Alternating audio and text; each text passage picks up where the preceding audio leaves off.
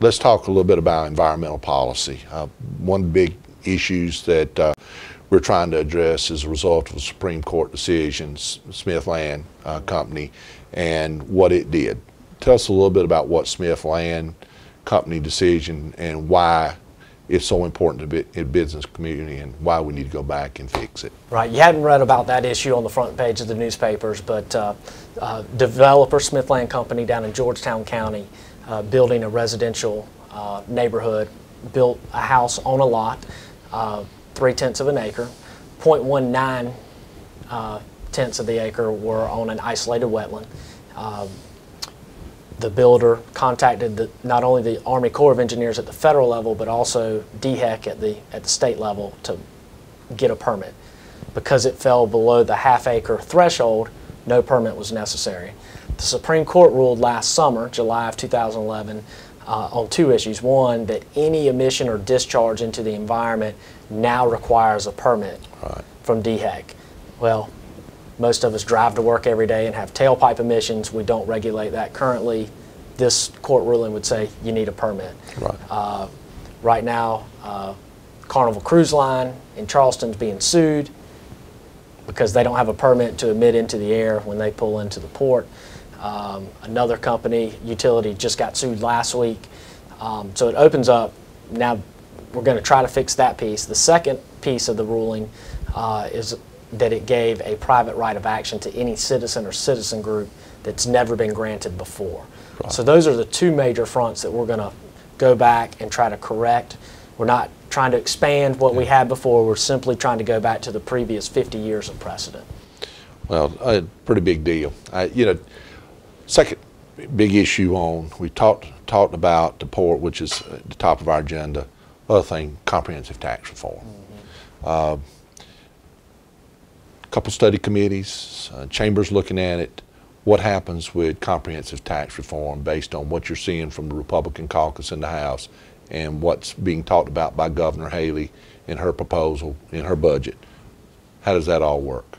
Well, obviously this year's an election year, and we talked about previous. If you don't have a bill passed in the House or Senate to this point, it's going to be difficult to get it through both bodies. But the governor laid out a plan last week in her State of the State address.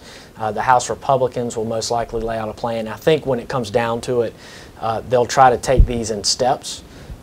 So to try to do some reform this year, maybe eliminate some non-competitive sales tax exemptions that don't directly create jobs or make us more competitive than North Carolina or Georgia, and try to reduce assessment ratios on manufacturers, and then at the same time try to do something with commercial properties. We've got the highest industrial property tax rates, sixth highest commercial property tax rates, and I think you'll see possibly some proposals to either probably eliminate over time the corporate income tax, which doesn't generate a lot of dollars for the state, but as you know is very volatile, and for the employer very costly to try to comply with. So it might be a selling point. We already have the lowest in the country at 5%, but eliminate it may be another sales piece for Secretary Hitt and the Department of Commerce. Let's talk about elections for just a minute.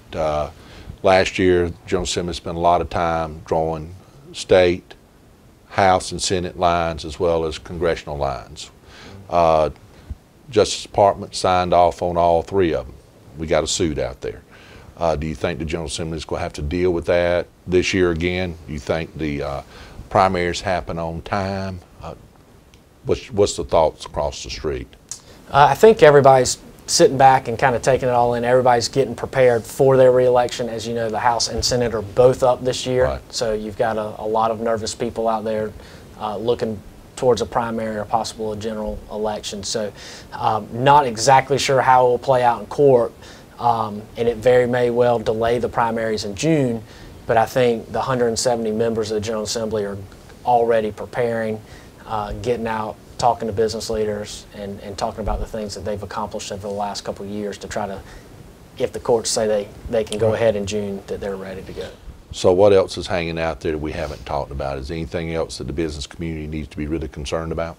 We've talked about tax reform, talked about the port. I think the port's the key. You know, there's going to be a lot of politics involved between the legislature and the governor and DHEC and their decisions as it relates to Savannah River. When you talk to the ports, when you talk to our manufacturers that use the port, getting to 50 feet is critical. So getting that harbor deepening money set aside this year is critical. And that goes to infrastructure. And obviously we haven't discussed what we do with our state's roads and bridges. Clearly, the port is part of our infrastructure, but I think a larger debate needs to take place on some dedicated funding streams for DOT. Well, I know at Business Speaks this past week that we had last Tuesday, all except for Senator Land, that said he thought that the Senate caucus could support some type of tax increase to fund infrastructure.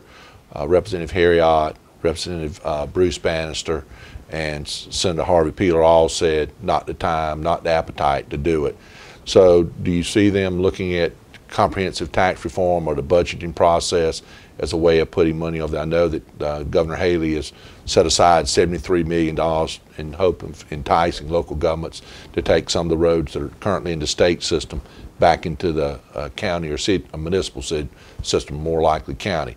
Do you see any other revenue being set aside for infrastructure? Speaker Harrell's passed a bill a couple times taking money from the sales tax on automobiles and setting that aside for dedicated revenue for infrastructure. And I think as you talk to legislators, they all realize we need more funds, whether that's going to DC and asking for the donor state piece to get increased. But I think more and more as you see hybrids, a lot of folks are saying, yeah, I probably wouldn't support a gas tax increase, but let's think a little more creatively, because you've got cars that are getting 35, 40 miles to the gallon anyway, so there's going to be less gas consumption, and so we might have to look at vehicle fees or tag fees or something like that. But I think it's all part of a discussion that probably happens after election year. But surplus dollars, certainly an option, but when you start looking at state agencies, the port,